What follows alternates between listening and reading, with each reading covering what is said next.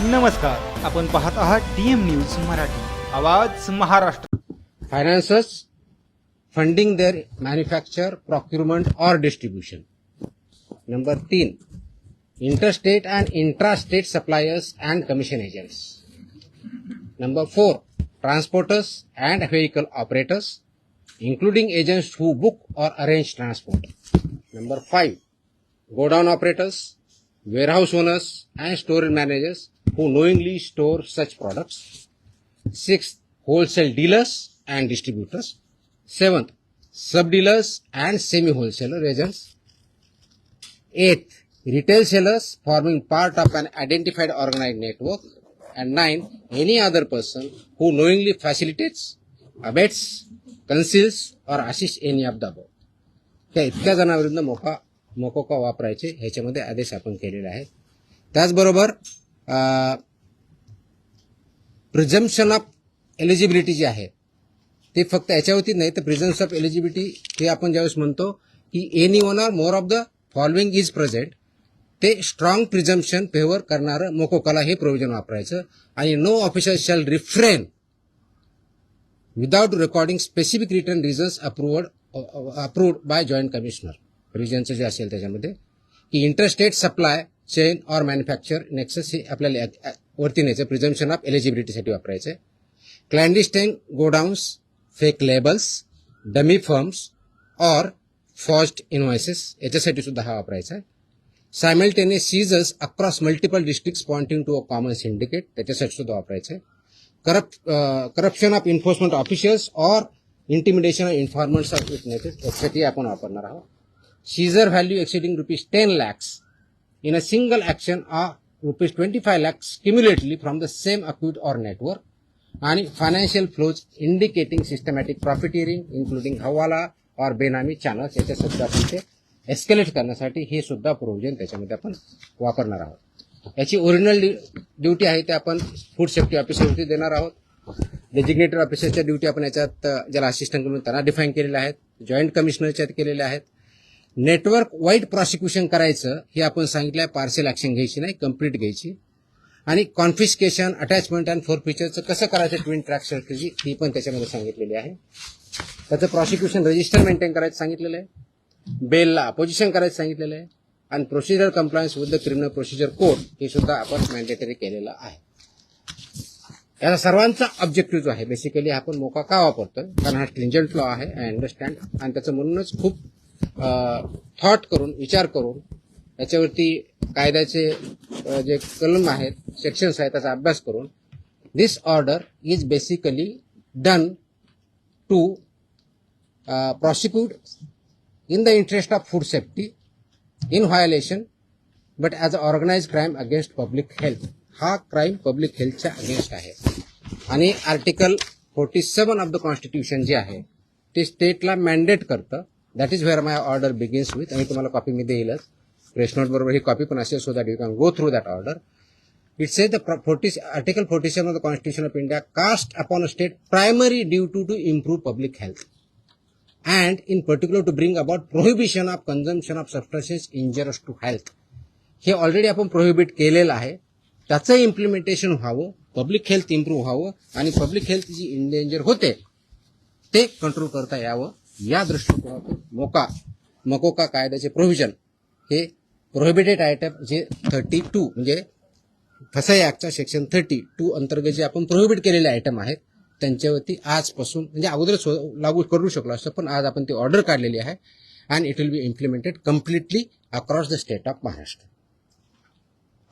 Sir, जो कायदा केंद्राचा फॉरवर्ड शोधली जाते दुकानामध्ये पान मसाल्याची पुड्या आणि सुकी पुडी जे आहे ते मिक्स केल्यानंतर गुटख्यासारखा पदार्थ तयार होतो. अशा पद्धतीने चालकीला कसं रोखलं जाणार कारण तो स्पेसिफिकली गुटखा या टायटल खाली विकला जातो. याच्यामध्ये मिसलिडिंग ॲडव्हर्टाइजमेंट ऍक्ट आहे. तुम्हाला काही दिवसापूर्वी कारवाई केलेली बघितली. फसाईमध्ये सुद्धा मिसलीड करणं, लेबलमध्ये चुकीची माहिती देणं, इन्ग्रेडियंट चुकीचे असताना वेगळा क्लेम करणं हा सुद्धा गुन्हा आहे. त्यानुसार आपण कारवाई करतो त्याच्यावरती. दिस इज मिसलिडिंग. ते मिसलिडिंगला कायदा दुसरं मिश्रण जे असतं ते पान मसाला त्याला सुद्धा याच्या अंडर घेतलं जातं ते तंबाखू. मी तेच सांगतोय की आपल्याला कोणताही एखादी ज्यावेळेस प्रॉडक्ट असतो त्याच्यावरती लेबल कोणतं असावं ते कोणत्या स्टँडर्डचं असावं, त्याच्यामध्ये कोणते कोणते इन्ग्रेडियंट असावे, त्याची काय व्हॅल्यू आहेत वेगवेगळ्या, त्या मॅन्डेट दिले, त्याचे रेग्युलेशन्स आहेत, फसाईमध्ये रेग्युलेशन्स दिलेले आहेत, व्हेरी क्लिअरली दिलेले आहेत.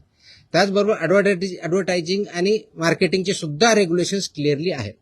त्याचं व्हायोलेशन जिथं जिथं होतं त्या प्रोव्हिजनचा वापर आम्ही तिथं करणार आहोत. सर, याची जेव्हा कारवाई केली जाते तेव्हा लोकल पोलिसांची भूमिका खूप महत्वाची असते. स्पेशली बीट मार्शल आणि यांचा जो व्हिजिलन्स असतो तो अनेक नेक्सस तिकडे दिसून येतो अनेक पानटपऱ्यांवरती. ते कसं ब्रेक केलं जाणार का आपल्याकडनं कडक कारवाईची तरतूद सगळ्यांकडून. त्याच्यामुळे तुम्ही जर आता मी वाचलं व्यवस्थित ऐकलं असतं तर त्याच्यामुळे तुमच्याकडनं प्रतिक्रिया त्याच्यावरती अपेक्षित पोलीस आणि नेक्सस या ठिकाणी it's not about police or FDA किंवा फूड सेफ्टी ऑफिसर्स.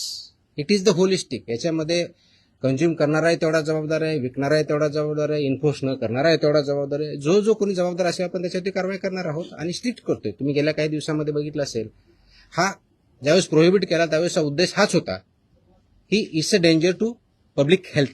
आणि ते जर टाळायचं असेल, कारण याच्यामधून काय काय आजार होतात हे मी वेगळं सांगण्याची गरज नाही. It's documented, it's in the public domain.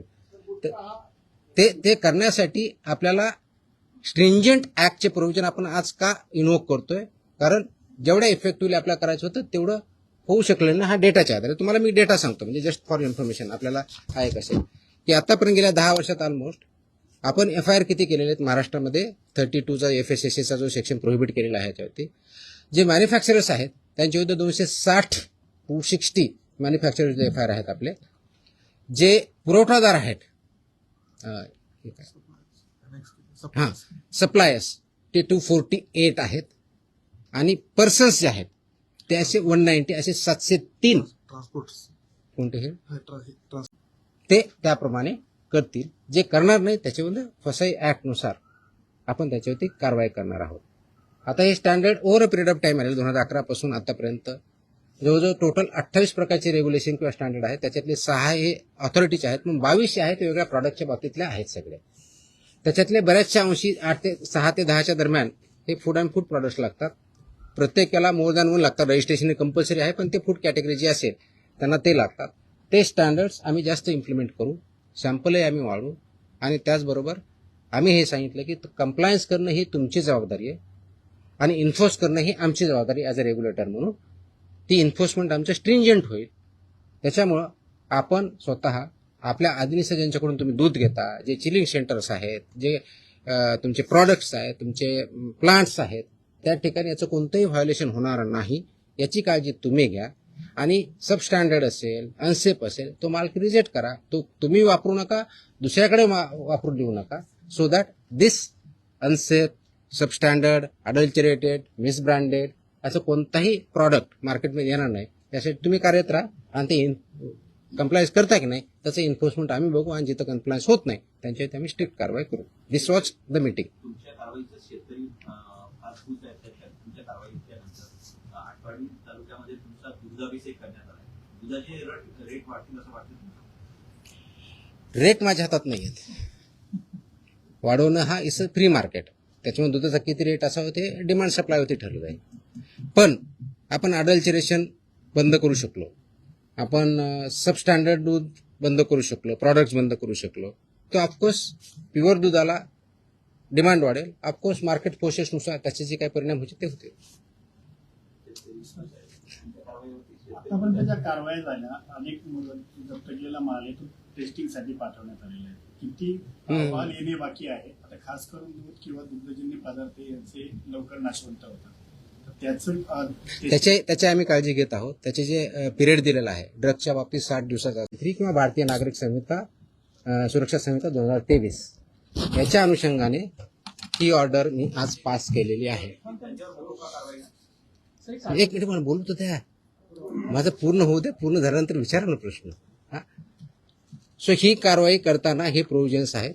त्याच्यामध्ये ऑथॉरिटी कोणती आहे, त्याचं रॅशनल काय आहे, कोणत्या क्राईम्सला, कोणत्या ऑर्गनाइज क्राईममधल्या जी 2(1)(d)ची डेफिनेशन सांगितलं त्याच्या क्राईममध्ये हा क्राईम कसा बसतो, याच्या ऑथॉरिटी कोण कोण आहेत, ह्या सर्व आपण डिफाईन केलेल्या आहेत. आणि याच्या अनुषंगाने अल्टिमेटली आपण काही ऑर्डर्स, डिरेक्शन्स या माध्यमातून दिलेल्या आहेत. त्याच्यामध्ये ज्या ज्या ठिकाणी हे मोर दॅन वन्स एखाद्या ह्याच्यामध्ये ट्रेड करणारा व्यक्ती, संस्था आस्थापना असेल त्यांच्याविरुद्ध कंपल्सरी मोका इन्व्होक करायची ही ऑर्डर आहे. त्याचबरोबर सेक्शन 23 ऑफ मकोका ची जी प्रोसेस दिलेली आहे ती प्रोसिजर कंपल्सरी पाळायची हे पण आपण या सेक्शनमध्ये आदेश दिलेले आहेत. त्यानंतर persons and entities against whom MOCOCA shall be invoked are manufacturers and producers of prohibited food products, number 1. Number 2, financiers funding their manufacture, procurement or distribution. Number 3, interstate and intrastate suppliers and commission agents. Number 4, transporters and vehicle operators, including agents who book or arrange transport. Number 5, godown operators, warehouse owners and store managers who knowingly store such products. 6th, wholesale dealers and distributors. 7th, sub-dealers and semi-wholesaler agents. 8th, retail sellers forming part of an identified organized network. And 9, any other person who knowingly facilitates, abets, conceals or assists any of the above. त्या इतक्या जणांविरुद्ध मोकोका वापरायचे ह्याच्यामध्ये आदेश आपण केलेले आहेत. त्याचबरोबर प्रिझम्पशन ऑफ एलिजिबिलिटी जी आहे ती फक्त याच्यावरती नाही तर प्रिझम्पशन ऑफ एलिजिबिलिटी हे आपण ज्यावेळेस म्हणतो की any one or more of the following is present ते स्ट्रॉंग प्रिझम्पशन फेवर करणारं मोकोकाला हे प्रोव्हिजन वापरायचं. आणि no officer shall refrain without recording specific return reasons approved by joint commissioner. रिजनचं जे असेल त्याच्यामध्ये की interstate supply chain or manufacture nexus हे आपल्याला वरती न्यायचं प्रिझम्पशन ऑफ एलिजिबिलिटीसाठी वापरायचं. Clandestine godowns, fake labels, dummy firms or forged invoices याच्यासाठी सुद्धा हा वापरायचा आहे. Simultaneous seizures across multiple districts pointing to a common syndicate त्याच्यासाठी सुद्धा वापरायचं आहे. Corruption of enforcement officials or intimidation of informants of witnesses यासाठी आपण वापरणार आहोत. Seizure value exceeding ₹10 lakhs in a single action or ₹25 lakhs cumulatively from the same account or network, and financial flows indicating systematic profiteering including hawala or benami channels.